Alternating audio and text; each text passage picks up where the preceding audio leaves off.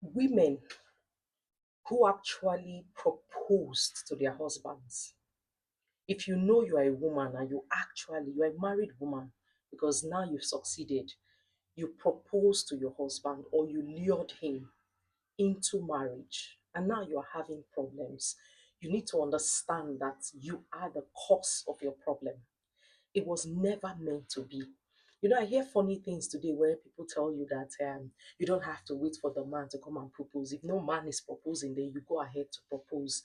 This is a stage I call desperation. When you get into a desperate stage, you feel like you cannot wait anymore. You don't need to wait for a man to come to you. You have to go to a man.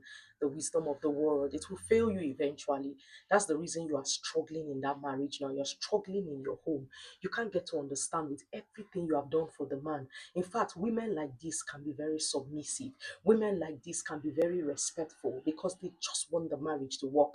They know the extent to which they went to get the man, to get married to them.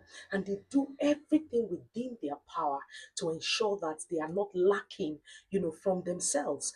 But it seems not to be working. Your husband is not seeing your efforts. He doesn't even love you. He doesn't show that he sees whatever you are doing for him, and you are doing even better than that your neighbor who is so disrespectful to your husband and to her husband, and the husband is still trying to want to put effort to see that the marriage works.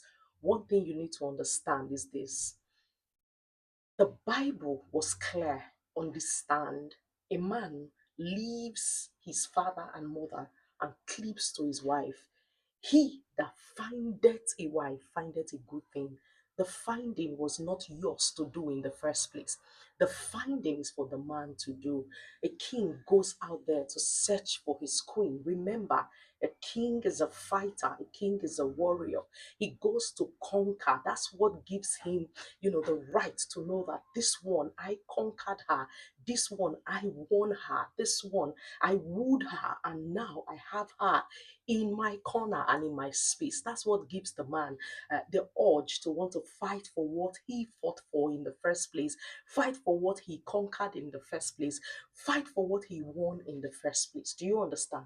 But when there's no such zeal, the man doesn't see a reason why, he wants to fight for you. So those girls who are still thinking in their heads that what a man can do, a woman can do better, and you want to go ahead to propose to a man, I want to put this to you that you are planning on sinking, okay? Because that marriage will never stand. It will never stand. And if it stands, eventually, it means that God actually intervened because, of course, He's God at the end of the day. He's not man.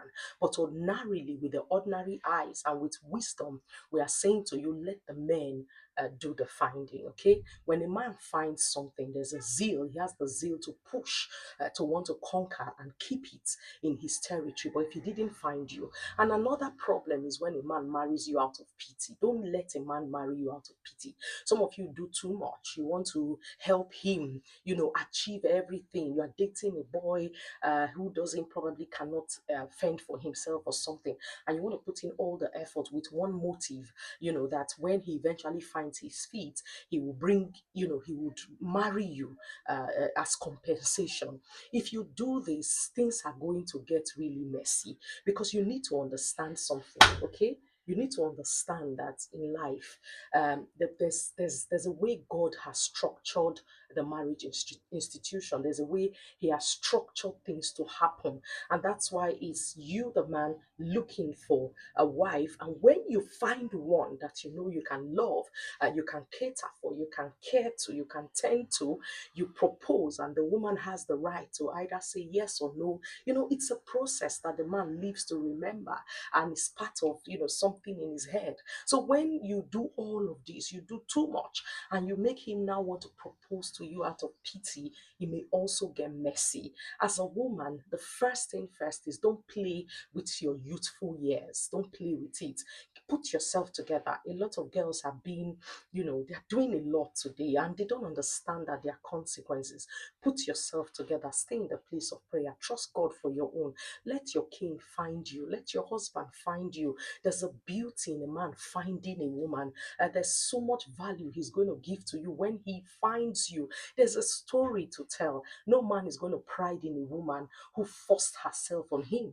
No man is going to pride in a woman who he married out of pity. But a man will pride in a woman that he actually went in search for, traveled miles to go pay her dowry and her bride price, to meet her parents, to convince her parents. That's the way man was structured, to be able to go to war and come back victorious. So if you want to be valued as a woman, you're a young girl listening to me, stay in your place, grow yourself, increase your value by working on yourself, growing your career, thinking of other things than, wanting to find a way to trap a man. That's why those who use jazz keep using jazz, because once the man's eyes are clear, he will definitely leave you. Yes, because of course, you blocked his eyes and he didn't do all that work. So there's no need putting in the work to keep you.